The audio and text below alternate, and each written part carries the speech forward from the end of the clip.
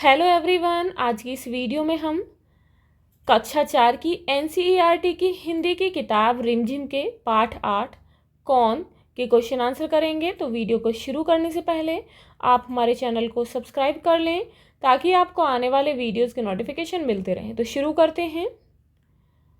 इस पाठ में क्वेश्चंस दिए गए हैं, तो हमें इन क्वेश्चंस के आंसर इस पाठ को पढ़कर देने हैं। तो आइए देखते हैं। तो इसमें जैसे कि पहला क्वेश्चन दिया गया है, कविता पढ़कर बताओ कि यह शरारती जीव घर में कहाँ कहाँ गया। तो हमने कहानी में पढ़ा था जो कविता है कि उसमें वो शरारती जीव कहाँ गया था। तो ये शरारती जीव कपड़ों में, पुस्तकों की अलमारी में, रसोई घर में, तस्वीर टंगी दीवार पर, जूते रखने के स्थान पर, कपड़े फैलाने की डोरी पर और घर के कोने कोने में गया। अब यहाँ पर अगला क्वेश्चन पूछा गया है, किस तरह की चीज़ों का सबसे ज़्यादा नुकसान हुआ। तो किस तरीके की चीज़ों का नुकसान हुआ सबसे ज़्यादा। तो सबसे ज़्यादा नुकसान किसका हुआ, अनाज का, कपड़ों और पुस्तकों का हुआ। अब यह क्वेश्चन है कि कविता में बहुत से नुकसान गिनाए गए हैं, जैसे कि अनाज, कपड़ों का नुकसान, पुस्तकों का नुकसान। तुम्हारे हिसाब से इनमें से कौन सा नुकसान सबसे बड़ा है और क्यों। तो कौन सा नुकसान सबसे बड़ा है। तो इसमें जो सबसे बड़ा नुकसान है वो किताबों का है, पुस्तकों का है। क्यों? क्योंकि जो पुस्तकें होती हैं बहुत ही कीमती होती हैं, उनमें बहुत अधिक ज्ञान का भंडार होता है। तो इसका आंसर क्या होगा। इसका आंसर है कि इनमें से पुस्तकों का नुकसान सबसे बड़ा नुकसान है। इसका कारण ये है कि पुस्तकें बहुमूल्य होती हैं, कीमती होती हैं, मूल्यवान होती हैं। उनमें ज्ञान का भंडार छिपा रहता है, उसमें बहुत सारी जानकारी होती है जिनसे हमें ज्ञान प्राप्त होता है। यदि पुरानी पुस्तक खराब हो जाए तो वह दोबारा नहीं मिल पाती। अब यह क्वेश्चन है कि इस कविता में किसकी शैतानियों की बात कही गई है, तुमने कैसे अनुमान लगाया। तो इस कविता में किसकी शैतानी की बात की गई है, चूहे की। तो इस कविता में चूहे की शैतानियों की बात कही गई है। क्यों कही गई है? क्योंकि जैसा कि आप जानते हैं, चूहा जो है वो कपड़े कुतर देता है, रस्सी काट देता है, किताबें कुतर देता है और अनाज और मिठाइयाँ चट कर जाता है। इट मीन्स उन्हें खा लेता है और रात भर घर में खुरखुर करते हुए भाग दौड़ करता रहता है। तो इस कविता में किसकी शैतानियों की बात कही गई है, चूहे की। आपके घर में भी चूहा इस तरीके की शैतानियाँ करता होगा। अब यहाँ पर है कि शरारती जीव ने बहुत सारी चीज़ों को कुतरा, काट दिया, बिखराया और काटा। अब तुम्हें बताओ कि किन किन चीज़ों को कुतरा, बिखराया और काटा जा सकता है। तो यहाँ पे कुछ चीज़ें दी गई हैं। अब इनमें से आपको बताना है कि कौन सी चीज़ों को कुतरा जा सकता है, कौन सी चीज़ों को काटा जा सकता है और कौन सी को बिखराया। तो कुतरा जा सकता है कपड़े को, कागज़ को, प्लास्टिक को और चमड़े से बनी चीज़ों को। और बिखराया जा सकता है अनाज, सभी के घरों में होता है। चीनी को चूहा बिखेर सकता है, नमक को भी और दूध को भी गिराकर उसे बिखेर सकता है। काट किसको सकता है, जैसे कि रस्सी को, कपड़े को, कागज़ को और तार आदि को।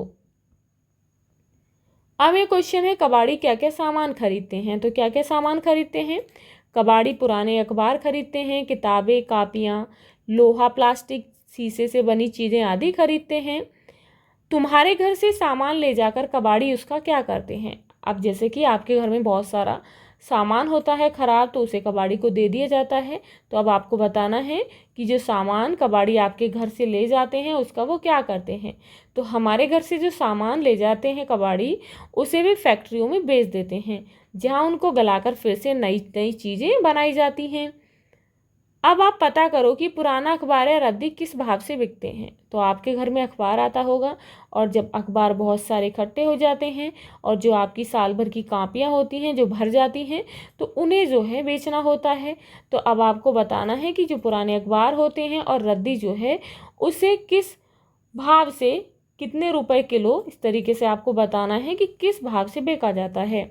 तो पुराने अखबार या रद्दी 12 रुपये प्रति किलो के भाव से बिकते हैं। तो आपके आसपास, आपके यहाँ पर अखबार या रद्दी किस तरीके से बेची जाती है, आपको उसके बारे में लिखना है। अब यह क्वेश्चन है, अगर कबाड़ी तुम्हारे घर का कबाड़ न खरीदे तो क्या होगा। तो आप सभी को पता है कि यदि कबाड़ी घर का कबाड़ ना खरीदे तो क्या होगा, हमारा जो घर है वो कबाड़ से भर जाएगा, वहाँ पर गंदगी होगी, बहुत सारे मच्छर होंगे, अनेक तरीके के जीवाणु पैदा हो जाएंगे और जिससे बीमारियां हो जाएंगी। तो अगर कबाड़ी हमारे घर का कबाड़ ना खरीदे तो हमारा घर कबाड़ से भर जाएगा, सारे घर में गंदगी ही गंदगी नजर आएगी। अब यह क्वेश्चन है कि तुम्हारे घर में भी यदि शरारती जीव है या उसकी फौज घुस गई है, यानी कि बहुत सारे चूहे हो गए हैं, तो पता करो कि उससे कैसे निपटा जाता है। तो यहाँ पर इसका आंसर है कि इस शरारती जीव यानी कि चूहे या उसकी फौज से निपटने के लिए मेरे घर में चूहेदानी का इस्तेमाल किया जाता है। उस चूहेदानी में रोटी का टुकड़ा डालने से उसमें चूहा फंस जाता है, फिर उसे दूर ले जाकर छोड़ देते हैं। इस जीव से निपटने के लिए हम बिल्ली भी पालते हैं। तो आपके यहाँ पर कौन कौन से उपाय अपनाए जाते हैं, आप उसके बारे में लिखेंगे। क्वेश्चन है कि शरारती जीव के अलावा और कौन कौन से जीव तुम्हारे घर में घुस जाते हैं।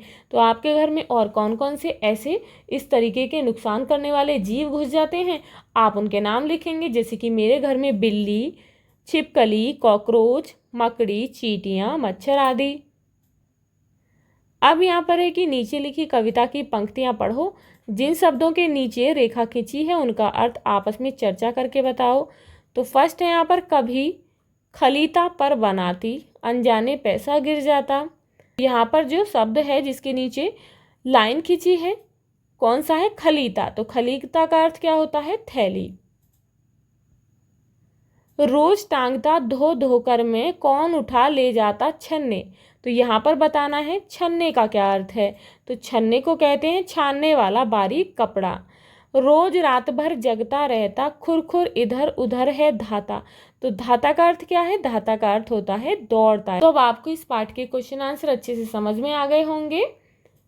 तो मिलते हैं नेक्स्ट वीडियो में अगले पार्ट के क्वेश्चन आंसर के साथ।